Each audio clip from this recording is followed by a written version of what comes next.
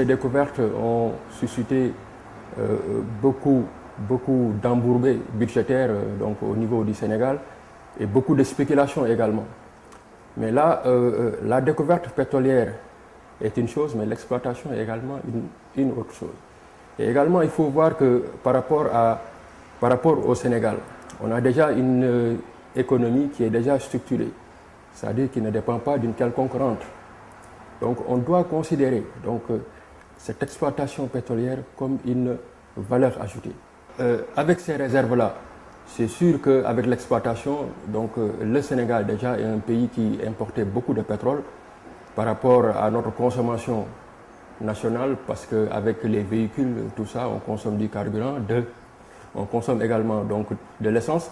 Également, il y a la Sénélec également, dont 50% de sa production est produite à partir du fil. Hein.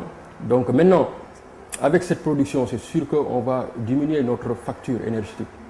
Et ça va considérablement jouer sur nos importations de pétrole. On va diminuer nos importations de pétrole parce qu'il faut voir qu'avec ces découvertes-là également, c'est des découvertes de classe mondiale.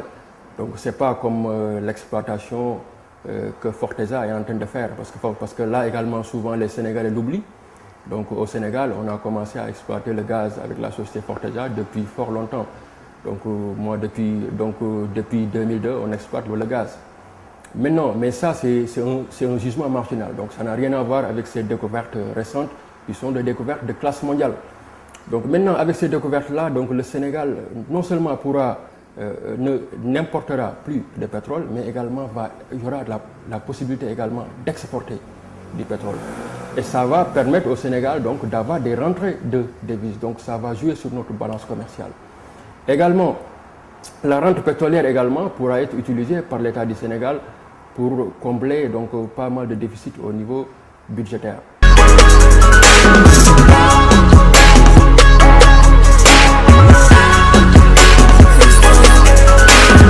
Les grands économistes de la Banque mondiale ont eu à faire des études par rapport à la malédiction du pétrole.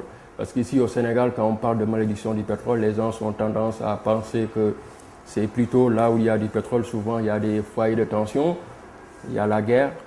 Mais les économistes de la Banque mondiale ont eu à aller donc au-delà de ça, en faisant une étude, en remarquant que par exemple là où on a assez de ressources naturelles, souvent donc, ça peut déstructurer l'économie.